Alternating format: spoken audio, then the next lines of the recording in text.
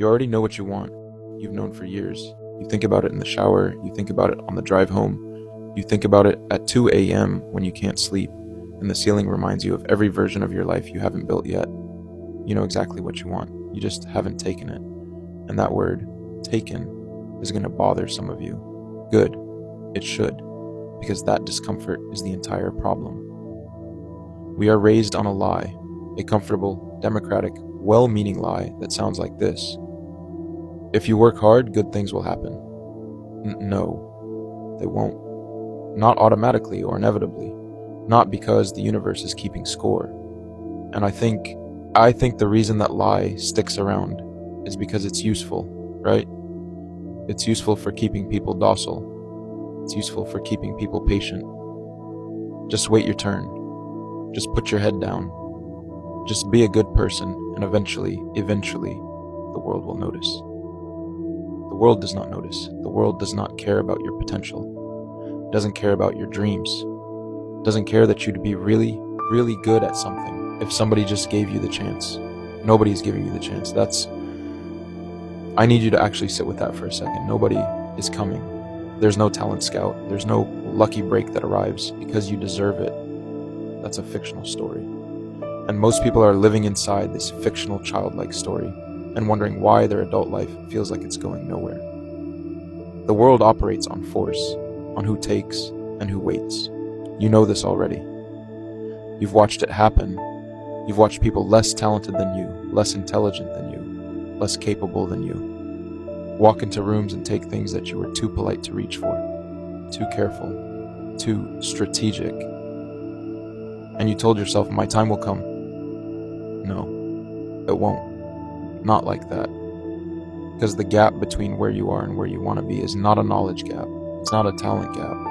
It's not even a resource gap. It's a violence gap. And I don't mean violence against others. I mean violence against your own comfort, against your own hesitation, against every version of yourself that has made peace with less. You don't get what you deserve. You get what you take. And the sooner you stop waiting for permission, the sooner your life actually begins. Let me describe someone you know, maybe someone you are. And if this is you, don't get defensive. Just listen. They want to build a business. They've bought the courses. They've read the books. They follow the right accounts. They have a notes app full of ideas and a bookmarks folder full of inspiration. They've got the language down. They can talk about funnels and branding and market positioning like they've been doing it for a decade. They want it, badly. Yet they have done absolutely nothing that costs them anything. That's the bit. That's the test. Not, do you want it? Everybody wants it. Walk outside right now. Stop any stranger on the street. Ask them if they want to be rich, if they want to be free, if they want to wake up excited about their life. They'll say yes. Everybody says yes. Wanting is the most common thing on earth. It is the cheapest, most abundant thing that exists. The test is, what have you sacrificed for it? What have you cut? What have you burned?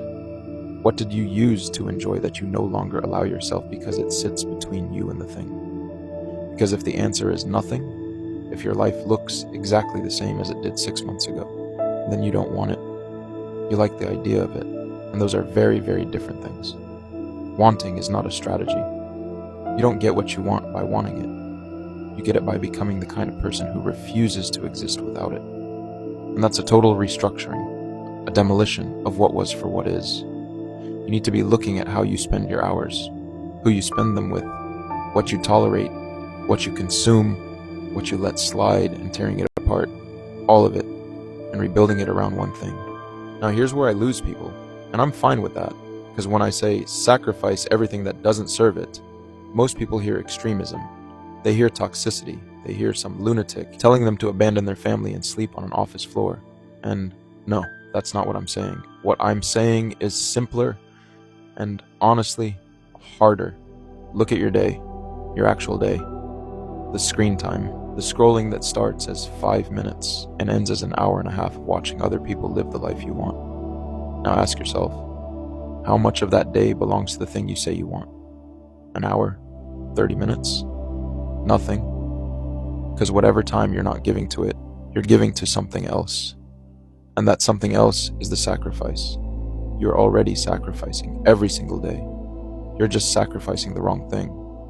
You're sacrificing your future for your comfort. You're sacrificing the life you want for the life that requires nothing from you. And I think that's the part that really hurts people. Because it's not that you're not sacrificing. You're sacrificing the thing that matters most. And you're doing so passively, you don't even realize you're doing it. The equation doesn't change. Something always gets cut. The only question is whether you're choosing what gets cut or letting the default choose for you. And most people let the default win every single day of their life and then wonder why nothing changes. So what does it actually look like to restructure everything around a singular obsession? And I want to be honest with you here because I think there's this mythology around ambition that makes it look cinematic. Like you'll feel inspired every morning and the grind will have this noble, beautiful energy to it. It doesn't. It looks boring. I need you to know that. It looks repetitive and unglamorous and deeply lonely at times. You're working while the world is still asleep, and nobody knows, and nobody cares, and nobody's clapping. It's someone asking, what do you do for fun? And realizing the answer is the work, and watching their face when you say that, and knowing they think something's wrong with you. Same hours and same days, same relentless grinding repetition, day after day after day, until the gap between who you are and who you need to be starts to close. And it does close. Slowly. Painfully slowly. But it eventually closes. And people will watch you do this and call you obsessed. They'll call you antisocial. They'll say you've changed, and they'll say it like an accusation. Like changing is a betrayal. You have changed. That's the point. You were supposed to change. The old version of you was compatible with the old life. I think people get stuck here because they want the new results with the old identity. They want the new life, but they want to be the same person inside it. And it doesn't work like that. It has never worked like that. The new life requires a new person. So you cannot drag yesterday's identity into tomorrow's ambition and expect it to fit. It'll tear at the seams, and you'll end up right back where you started, wondering what went wrong. When what went wrong is that you changed everything except yourself. So let me leave you with this. Nothing is out of reach. I didn't say nothing is difficult. I didn't say nothing requires suffering. I said nothing is out of reach, because out of reach implies a ceiling, a wall you cannot climb no matter how hard you try. And that is almost never true. What's true is that the climb is longer, steeper, and more painful than you expected. What's true is that most people stop climbing, not because they've hit a wall, but because they got tired and decided the view from a couple of steps up was good enough. It wasn't good enough. You know that. You've been standing at this point for months, maybe years, telling yourself the altitude is fine, telling yourself this is close enough, and some part of you knows it isn't. Whatever you want, and the business, the body, the freedom, the family, the life that makes you feel something when you wake up, it exists. It's real. It's waiting, but it's not going to come to you. You're going to have to go and take it with force, with focus, with the kind of terrifying singular commitment that most people will never understand. But that's fine, because it was never meant for most people.